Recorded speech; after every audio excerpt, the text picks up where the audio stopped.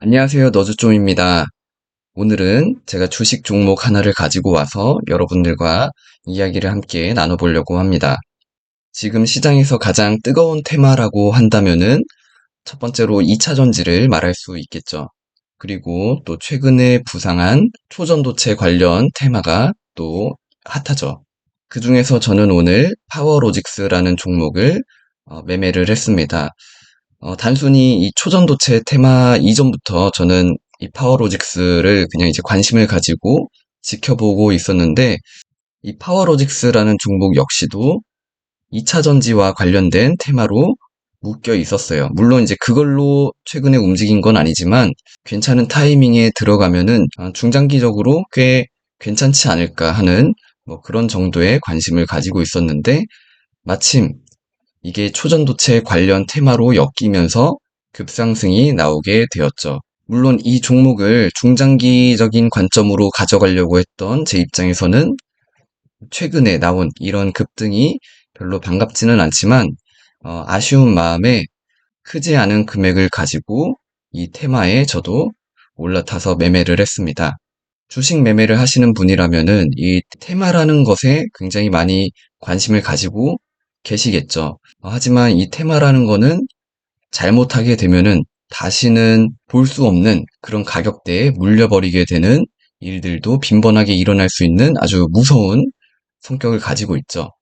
그래서 저도 이 종목을 매매를 했을 때 이 종목의 테마가 어떤지를 보고 또 이 종목이 그 테마 안에서 어떤 위치에 있는지를 가장 먼저 살펴봤습니다.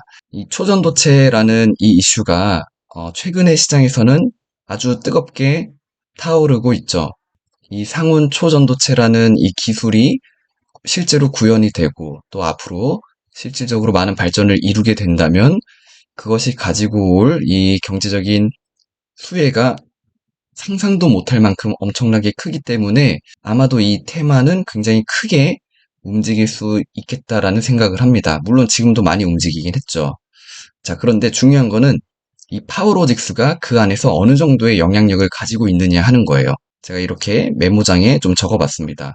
지금 시장에서 이슈가 되고 있는 이 초전도체는 퀀텀 에너지 연구소라는 곳에서 논문을 게재를 했죠. 그런데 이 파워로직스라는 종목은 초전도체와 직접적인 관련이 있지는 않아요. 중간 다리를 또 하나 가지고 있습니다. 그게 뭐냐면은 LNS 벤처 캐피탈이라는 이 회사에서 퀀텀 에너지 연구소의 지분을 보유하고 있다고 합니다. 자, 그런데 이 파워로직스는 바로 이 LNS 벤처 캐피탈의 대주주로 등극해 있다라고 하면서 이 테마에 탑승을 한 거예요.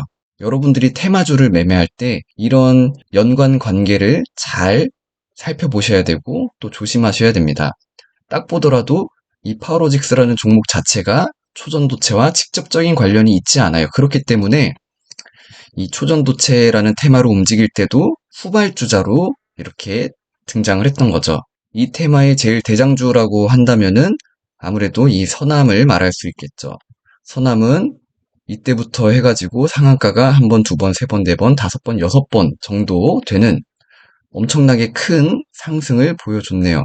대략 3,000원이 안 됐던 이 주가가 1,980원이라는 3배가 넘는 상승을 보여줬습니다. 또 이 덕성이라는 종목도 같이 테마로 묶이면서 오늘 상한가로 마감을 했죠. 자, 그런데 같은 테마로 묶인 이 원익 PNE 그리고 신성 델타테크 그리고 제가 매매를 했던 파워로직스 얘네들은 상한가 근처까지는 갔지만 상당히 큰 하락을 하면서 마감을 했습니다. 같은 테마로 묶여도 상한가로 마무리한 종목들도 있는 반면에 이것처럼 힘이 빠지는 그런 테마의 2군, 3군들이 많이 있어요. 하지만 장중에는 이 종목이 상한가 마무리를 할지 아니면 고점 부근부터 지속적인 하락을 하는 그런 모습으로 마감을 할지는 장중에는 알기가 어렵죠. 그렇기 때문에 여기서 제일 중요한 것은 대응입니다. 제가 오늘 매매한 거를 보면은 큰 돈은 아니고 대략 한 220만 원, 230만 원 정도로 이제 매수를 했고 평단가는 1,400원 정도였습니다. 그리고 12,560원에 팔아서 20% 정도의 수익을 이렇게 창출을 했는데 한번 분봉으로 보도록 할게요. 아까 제가 매입한 이제 평단가 부근은 정도 이 부근입니다. 물론 이제 몇 번에 나눠서 매수를 한 건데 일단 여기서 1차 VI가 이제 발동이 되었죠. 이제 장 초반에 개파락 시작을 하기는 했지만 들어 올리는 힘이 강력했고 결국에는 3분 만에 첫 번째 VI까지 도달할 수 있었죠. 그래서 이 종목 자체는 지금 그렇게 강하진 않았지만 그래도 테마의 힘이 워낙 강하기 때문에 그래도 또 한번 올려주는가 보구나 하면서 이 부근에서 이제 매수를 했습니다. 그러고 주가가 쭉쭉쭉 오르고 또 여기서 두 번째 VI가 걸렸던 것 같네요. 자, VI가 두 번째 걸리고 나서 고가가 26% 정도까지 올랐습니다. 그러고 나서 잠깐 쭉 한번 빠지더니만 다시 꼬리를 달면서 올라가고 다시 한번 빠지고 다시 한번 상승을 하고 자, 여기서 나왔던 이 아랫꼬리 그리고 이 큰 음봉 이 두 번의 하락힘이 등장했다라는 거는 조심해야 돼요. 그것도 1등 테마주가 아니기 때문에 여기서 정말 잘 조심해야 됩니다. 저는 평단가가 훨씬 더 아래에 있었기 때문에 이걸 버틸 수 있었던 거지. 만약에 제가 이런 고점 위치에서 잡았다라고 한다면은 무조건 여기서는 손절 처리를 해야 됩니다. 제가 평단가가 낮았기 때문에 이걸 버틸 수가 있었던 거예요.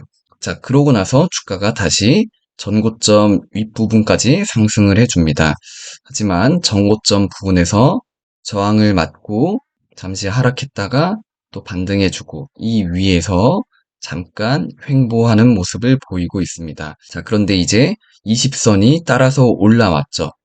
이 20선은 굉장히 중요합니다. 일봉에서도 그렇고 또 분봉에서도 마찬가지로 굉장히 중요한데 제가 일반적으로 보는 분봉은 보통 뭐 3분봉이나 5분봉을 주로 보지만 지금 이런 강력한 테마, 수급이 쏠려 있는 종목에서는 1분봉을 기준으로 봐도 괜찮다라고 저는 생각을 합니다. 그래서 저는 1분봉에서의 이 20선을 기준으로 잡고 대응을 해야겠다라고 보고 있었는데 마침 여기 올라오는 이 20선의 위치와 또 전고점에서 저항을 받고 또 여기서 지지가 나왔던 이 부근이 22평의 위치와 겹쳐 있죠. 그래서 저는 이 20선을 주가가 깨고 내려간다고 한다면은 미련을 가지지 않고 시장가로 매도해야겠다라고 생각을 하고 있었습니다. 결국에는 이 20선, 제가 중요한 라인으로 보고 있었던 곳을 깼기 때문에 저는 시장가로 매도를 해서 12,560원에 매도를 체결시켰네요. 12,560원이면은 거의 딱 이 20선을 제 하향 돌파할 때 뚫리는 것과 맞물려 있네요. 이 테마가 강하고 또 이 종목이 강하다고 한다면은 아무래도 여기서는 이 20선이 뚫리면 안 됐어요. 물론 이제 1분봉에서 20선 뚫릴 수 있지만 여기서 첫 번째 하락이 나왔고 그리고 또 여기서 두 번째 큰 음봉이 만들어졌기 때문에 이 세 번째 그리고 중요한 라인들이 맞물려 있는 이 위치에서는 반드시 강력한 지지가 나와줘야 추가적인 상승의 힘을 누려볼 수 있어요. 물론 주가가 이만큼 하락하고 다시 재차 반등할 수 있지만 만일 여기를 깨버린다면은 어디까지 내려가게 될지 알 수가 없어요. 그리고 이 하락의 폭이 굉장히 깊어집니다. 여기서 60선까지만 본다고 해도 거의 4% 가까운 하락을 내가 견뎌내야 돼요. 지금 뭐 중장기 투자가 아니라 짧은 매매를 하는데 3% 4%면 엄청나게 큰 거죠. 그리고 여기 이 음봉만 하더라도 3.5% 가까이 되는 고점 대비 이제 저가까지 3.5% 되는 큰 하락이었고 여기서도 마찬가지로 시가 대비 3.76% 이렇게 하락했던 큰 매도세였습니다. 이 상승폭이 굉장히 커서 이게 작게 보이는 것 뿐이지 여기서 등장했던 이 하방 압력이 결코 작지 않았다라는 것을 생각을 해야겠죠. 그렇기 때문에 저는 이게 더 올라가든 말든 여기서 무조건 나는 매도를 해야겠다라는 기준을 잡고 매도를 해서 그래서 저는 만족할 만한 수익, 20%의 수익이면 엄청난 거죠. 물론 이제 제가 큰 비중으로 들어가지 않았기 때문에 수익금은 그렇게 크지 않은 금액이긴 하지만 그래도 47만 원이면은 결코 작은 금액이라고 할 수는 없겠죠. 그래서 저는 이 정도 수익을 오늘 내고, 쳐다도 안 봤습니다. 만일 제가 이런 테마 종목을 매매를 하는데 손절의 기준, 이런 매도의 기준을 가지고 있지 않았다라고 한다면은 저는 제가 매도했던 금액으로부터 저점까지 봤을 때 하한가네요. 30%나 되는 하락을 지켜만 보고 있었겠죠. 기준이 없었다고 한다면은. 또 뭐 하나의 기준이 있었다고 한다면은 내 매수가까지 오면은 반드시 매도해야겠다. 그렇다고 해도 지금 마이너스 17%죠. 엄청나게 큰 하락폭입니다. 이거를 그대로 맞고 있으면 안 되겠죠. 손절을 하더라도 합리적인 선에서 짧게 해야 되겠고, 또 수익 실현을 할 때도 괜찮은 가격에서 또 중요한 라인을 깰 때 무조건 매도를 해야겠다. 이렇게 기준을 만들고 실천을 하는 게 중요하겠죠. 저는 오늘 이 파워로직스라는 종목의 매매를 다 마쳤고, 또 이 주가가 뭐 이 정도 선까지 다시 하락하지 않는 이상은 당분간 매매할 생각이 없기는 한데, 물론 이 테마가 끝났다라고 생각하진 않습니다. 다만 제가 가지고 있었던 이 기준에서 테마 1등주, 2등주가 아니기 때문에 후발주자이고 굉장히 힘이 약한 모습을 보였기 때문에 이 테마가 더 가더라도, 또 심지어는 제가 매도했던 이 금액이 완전 낮은 금액일지라도 12,000원, 13,000원, 15,000원 쭉쭉쭉 훨씬 더 올라가게 된다 하더라도 저는 아무런 아쉬움이 없습니다. 제가 가지고 있는 이 기준 안에서 올바른 매매를 했기 때문에 그렇습니다. 또 매매할 종목이 이 종목 하나만 있는 게 아니기 때문에 그때그때 시장 상황에 따라서 내가 원하는 종목을 매매하면 되는 거겠죠.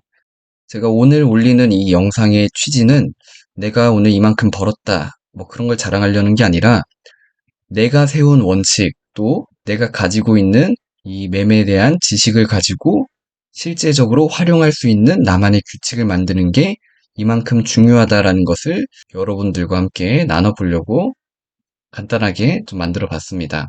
오늘은 이 기준을 지켜서 저의 수익을 많이 지킬 수 있었던 그런 결과를 가지고 왔지만, 다음번에 나중에 또 기회가 될 때는 이런 기준을 지키지 못하고 또 나만의 어떤 근거 없는 바람이나 또 욕심 때문에 크게 손절했던 그런 저의 경험도 한번 영상으로 만들어서 같이 나눠보도록 하겠습니다. 제가 더 자세히 설명드리지는 않았지만 오늘 저의 매매 역시도 다 주식의 기본기만을 가지고 매매했다라고 볼 수가 있습니다. 여러분들도 기본기를 더 확실히 공부하시고 잘 익히셔서 성공적인 매매에 이뤄가시기를 응원하겠습니다.